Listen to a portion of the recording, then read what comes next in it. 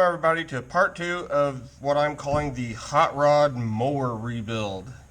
It's my Craftsman lawnmower with a 4-cylinder Honda 550 motor in it. It's actually out of an old 70s CB 550 Super Sport motor. So what we're going to be working on today is the carburetors. I'll be kind of going over some of the basics of carburetors and kind of showing how I clean them and get them all set up and determining if I'm going to need rebuild kits or not for these carburetors. Hopefully I do not. They're rather pricey for these older motors, the rebuild kits for the carbs, but we'll see what happens. So most people, they're scared of carburetors. I don't know why. I enjoy working on carburetors. I like carburetors for some reason. I don't know why, but a lot of people are scared of them. I guess it's kind of the mystery behind them, all the little holes and passages and everything on that, and getting them adjusted and working right. Everyone seems to be just scared of that, and it's really honestly not that difficult of a thing if you just pay attention to what you're doing and take your time when working on carburetors. So the first thing with carburetors we're going to go over, if you can see down in the little holes here, they are not moving so well right at this moment. But if I work the throttle, these deals in there that goes up down these pistons, those are these slides. Those are your throttles to the carburetors. On the back side here, we have the chokes. The choke is that way you can cut it off and really richens that fuel mixture going up to the motor when it's cold or hard to start. The choke makes it a lot easier to get started. On the bottom here we have the 4 float bowls.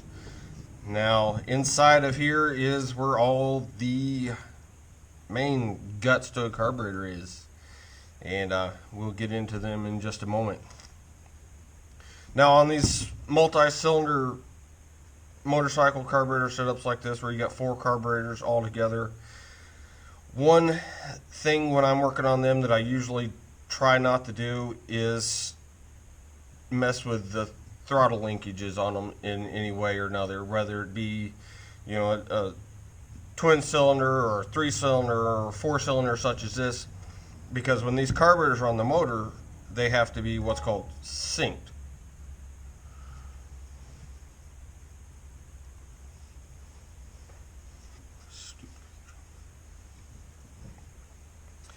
And anyways, what I mean by the carburetors being synced is when the motor is sitting there and idling, every cylinder will be getting the same amount of airflow into the cylinder on every carburetor. And that is checked by checking the vacuum on the intakes of the motor. So usually that is set with carburetors. These carburetors have never been touched. I can tell by some of the paint and stuff on the nuts here. So I know that these carburetors are in sync. It could vary from motor to motor. You know, like if you're buying used carburetors, I bought these used off of eBay several years ago, and so I mean they should be pretty well in sync.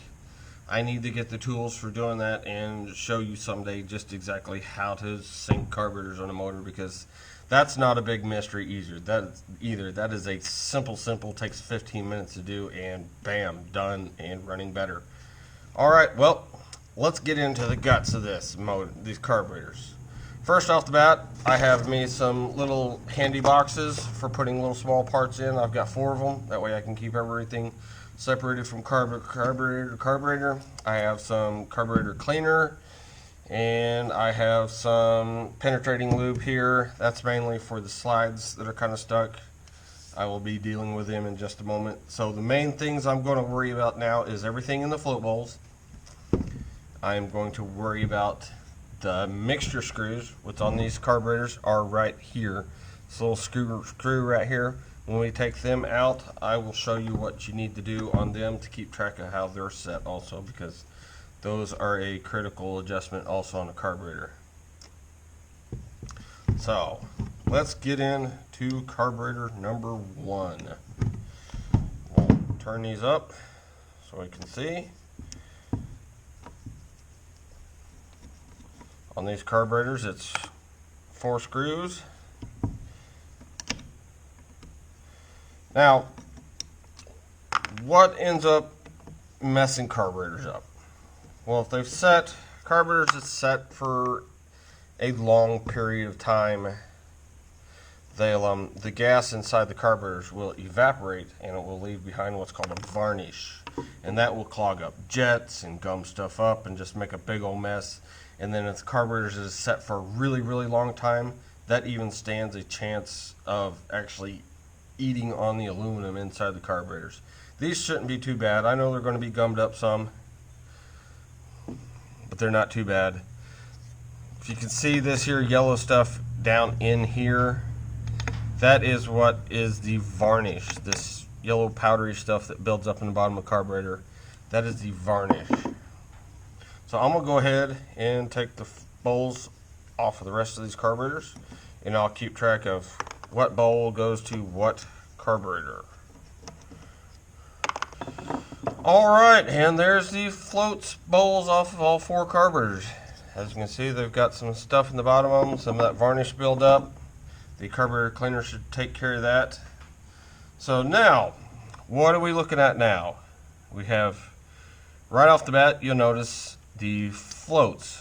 Now the floats here is what meters how much gas is in the carburetor. So when the float drops, now realize these carburetors are upside down right at this moment. So when the float drops, it opens up the needle valve, allowing fuel to flow into the bowl, and then when it gets up to a certain level, it closes that needle valve off and shuts it off. Now you also have 2 jets inside these carburetors. You have a pilot jet, which the pilot jet actually is for the idle side of your motor, so the lower RPMs. Then you have a main jet, and that's for your higher RPMs. Now I noticed a little problem here with this carburetor is the jet on it has came out, and it is actually gummed up and stuck in the bottom of the bowl. So boy, that causes an issue with that carburetor. So next up, I'm going to get these floats out. And one thing when doing this, you want to be very careful. These little pegs here that this pin goes through for the float, don't beat on them, pry on them or anything like that. They'll snap right off in a heartbeat, and then, well, you got to find yourself a new carburetor. Ask me how I know. I've done it many times. So I'm going to take my pair of pliers here and just see if I can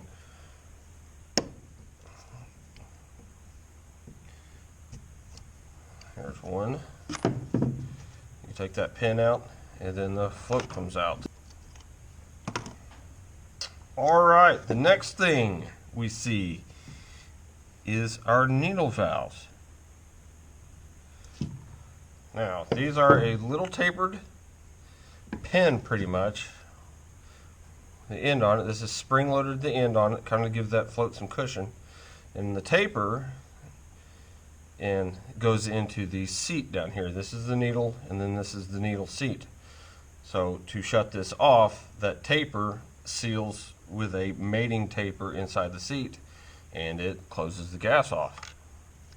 So we'll go ahead and pull all them out.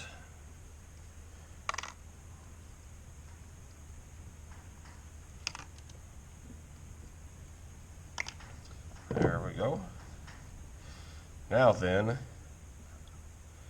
I'm going to pull out these main jets. Now these here just kind of press in. They have an O-ring on them.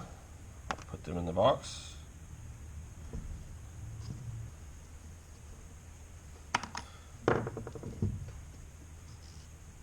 Now you can really, this carburetor here, you can really see that varnish build up in it.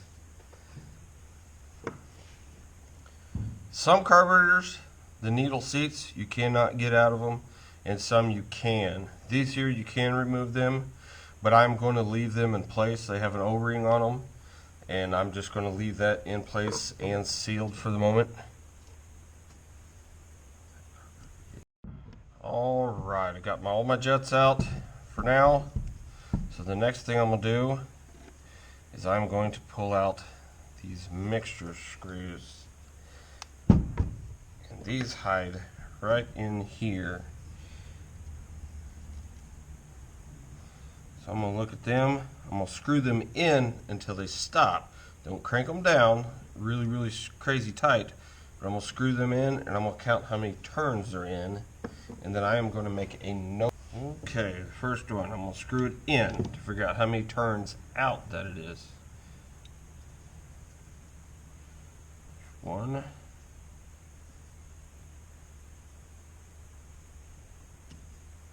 1.5. So the number one carburetor is 1.5.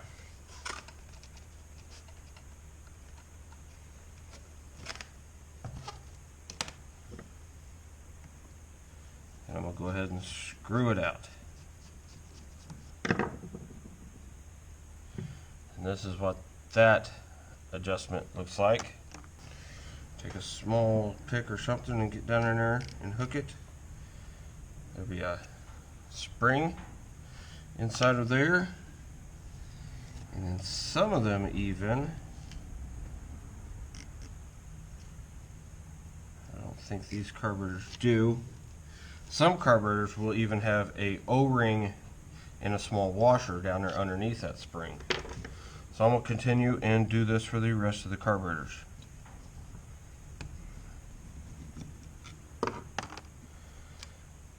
Now normally with these kind of carburetors made like this is a step I normally wouldn't do, but since I'm having a problem with these slides in there being really stuck, I'll go ahead and do that so I can then get them to work.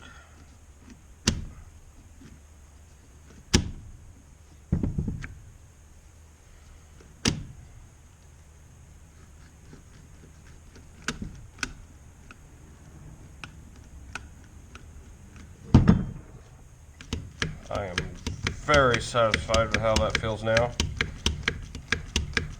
Really nice and smooth. Good deal.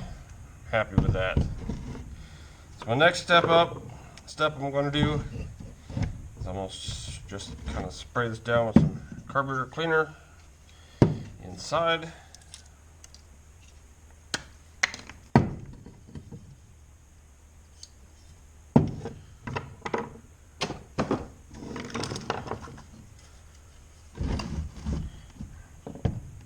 Don't be shy with the stuff.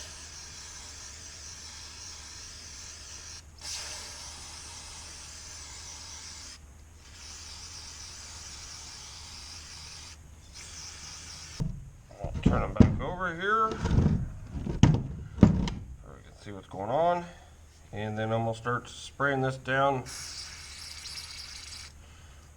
where these jets go.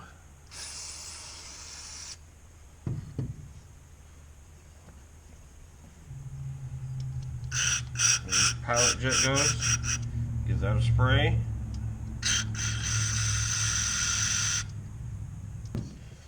Another spot to clean out is where our mixture screws went.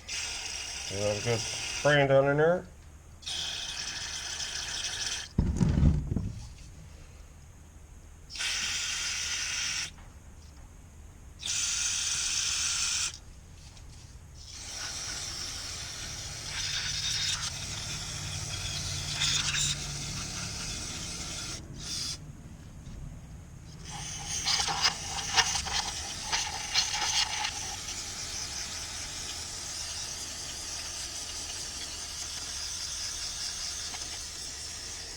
Give the general outside on. This stuff's cheap, so don't be worried to use it. I go through it like crazy when doing this. Alright. Here in just a bit, we'll hit all them passages with some compressed air. So next, I'm going to do the bowls. Now these carburetors, they're in pretty good shape, but this one right here has me kind of worried. There's a lot of pitting to the aluminum in it, And I don't know. That carburetor kind of worries me. I have some more parts carburetors, so I do have a replacement for this one if I wanted to pull it out and replace it. I'm probably not going to right now. Just going to see how it turns out. Use a good spray down. We'll spray some down the float seats. Next thing I'm going to do is I've got some little baby food jars here. I'll take my jets, my mixture needle, the float needle. I'm going to put them all in to the carburetor cleaner. Let them soak.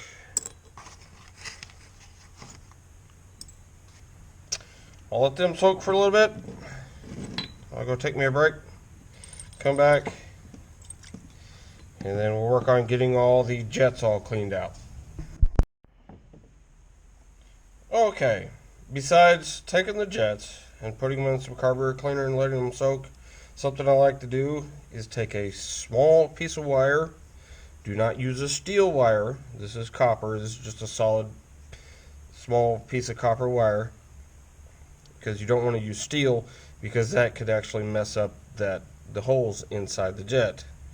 And I will take it and just kind of work it, spin it until I can feed it through. And I am satisfied on these jets here, all these little holes. I'll take it and feed it through them to make sure they're all good and clean. And then when I'm satisfied that that jet's good and clean, sometimes you can hold them up to the light and see through the jet to make sure it's clean. But it's extremely important to have these things extremely clean, because anything inside of them will affect the fuel flow through them, which will then affect how your motor runs. Hopefully when you took your carburetors apart, you paid attention to where everything goes, and then once you get them clean, you're satisfied that they're clean, do the reverse and put them back together.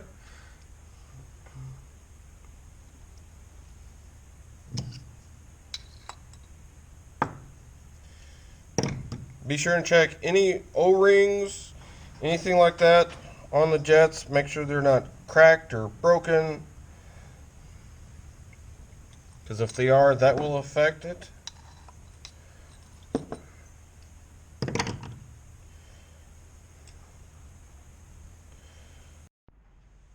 I've got them all together except for the one last little pieces, and that's these mixture screws. With them, put your spring on over the screw, and you'll take it and screw it down until it seats. Now don't screw it down and then tighten it down, just screw it to where it just seats. And then remember, I took notes of what all these were set at, so I will set it, all of them back right to where they were at, and then these carburetors will be ready to put on the motor and see if it'll run. Alright, they're all ready to go. Should be clean enough. Go put them on the motor, and I don't know, may kick around trying to see if it'll start. Alright, the carburetors are on and filled up with gas. I'm getting fire at the spark plugs. So let's give it a crank and see if it'll kick over. For some reason, my starter button's not working, so I gotta jump across the starter solenoid. So here we go, let's see if it'll fire up.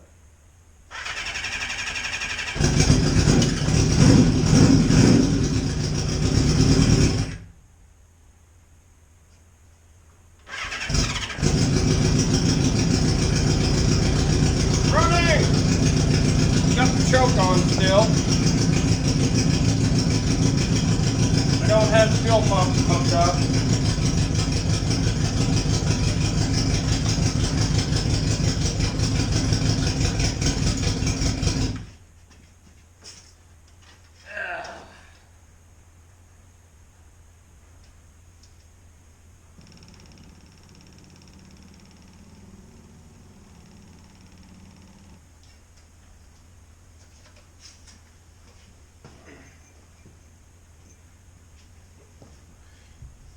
give it another go.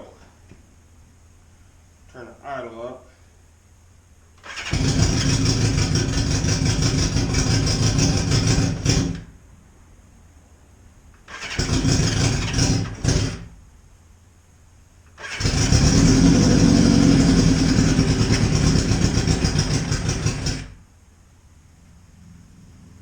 It's cold.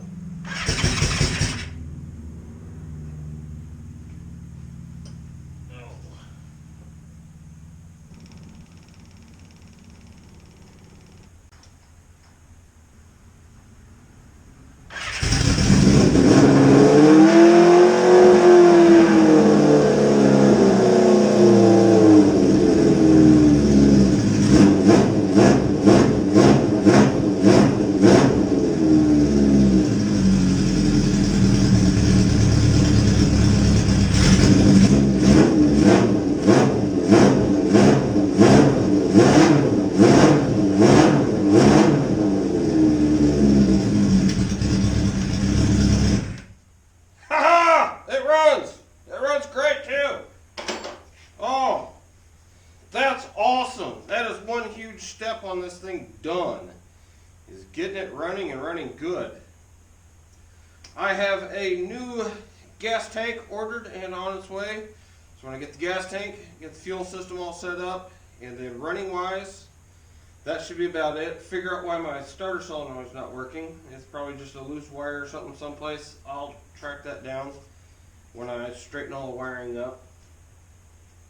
So, hey, that's one awesome step in the right direction. Well, I hope you enjoyed this video.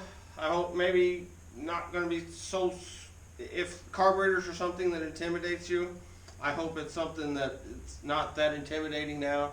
Just showing that how simple they are, honestly, to work on. I know that other automotive carburetors can be rather complicated, but still, just pay attention to what you're doing, and they're not that bad. So, yeah, I'm happy. It's running, sounding good. So, until next time, I'll see you later.